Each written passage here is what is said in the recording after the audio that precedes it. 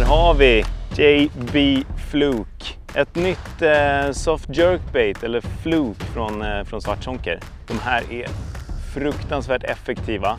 Speciellt när fisken är, ja men som nu när de är ute och jagar pelagiskt. De är ute och käkar löjer och de går inte bara och betar på botten utan de jagar lite längre upp i vattnet. Då är de här riktigt effektiva.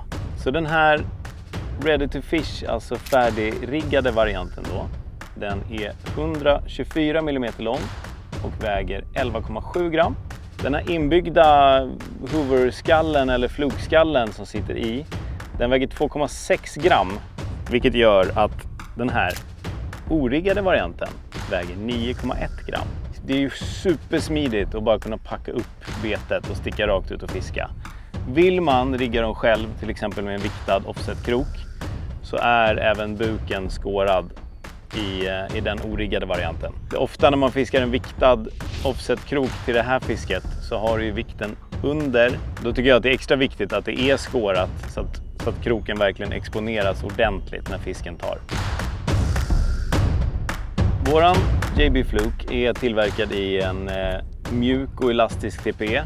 Det gör, tycker jag, att de är väldigt hållbara, de blir flexibla och i och med att den blir så mjuk så rör den sig väldigt likt en riktig betesfisk i vattnet. Det jag har märkt med de här är att sätter du fart på betet, om du slår till dem ordentligt, så sticker den sticker sida, upp, ner, extremt oregelbundet.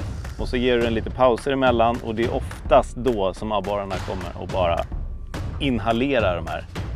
Det är ett väldigt roligt fiske och det blir ofta stenhårda hugg.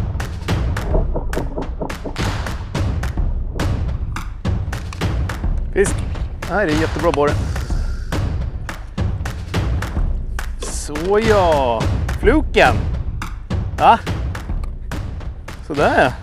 Nu tog jag hem den men relativt snabbt ändå, skulle jag säga. Ettrigt. För går man i lite gräs då kan man liksom sätta extra fart på den för att slita loss det. Sådär. Då smackar ni! Alltså fiske med den här lilla fluken är fruktansvärt roligt. Och huggen är, alltså de tar det ordentligt. Det är inga liksom att de är på och nibblar utan de suger tag i grejerna. Det här var en jättefin fisk, 48 lång, 1540. En grym sommarfisk skulle jag säga. Kul fiske! Testa de här rackarna! Jag tänkte vi visar några olika tekniker, olika sätt att fiska det här betet på. Den färdigriggade varianten, det är verkligen inga konstigheter. Det är bara att knyta på eller köra ett litet beteslås eller något. Jag knyter gärna direkt i, för jag vill ha så mycket rörlighet som möjligt i betet. Du kan med fördel köra en ögleknut så att du har helt fri gång på betet. Om vi kollar på den här origgade varianten så kör jag den just nu med en viktad offset-krok. Jag skulle säga skillnaden i gången på de här, det är att även fast det är en tyngre vikt på den här med en viktad offset-krok så tittar den upp lite mer i vattnet. När du sätter fart på den så kan den liksom, det är nästan sticker upp och bryter ytan ibland. Verkligen som en jagad betesfisk. Så får den en lite mer vaggande gång på vägen ner i vattnet i och med att vikten sitter under till här istället. Så att det är bara helt enkelt rigga på en offset-krok. Vill man ha en helt weedless så bara fäster man in krokspetsen igen i ryggen på betet. Så fastnar det ingenting på. Vill man ta det ett steg längre, då nöjer man sig inte. Man nöjer sig inte med ett bete va? Utan det gör man en sån här, en double rig eller en donkey rig. Men här är det alltså, det är 2 beten då som sticker åt olika håll, åt samma håll, upp, ner, fram och tillbaka. I min huvudlina här nu så har jag knutit ett lekande. Till den så har jag min huvudtafs skulle jag säga, som är kanske 70-75 lång.